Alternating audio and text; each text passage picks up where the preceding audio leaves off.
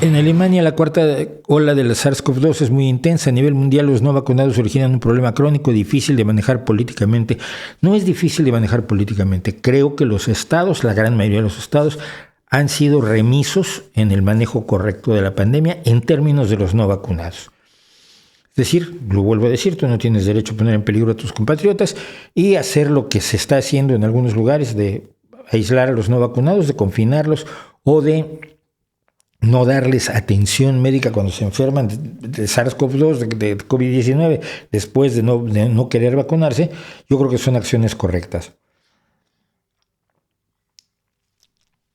En mi Twitter hoy publicaba yo las cifras de cómo se contagian vacunados y no vacunados para que ya no digan para que no digan más tonterías.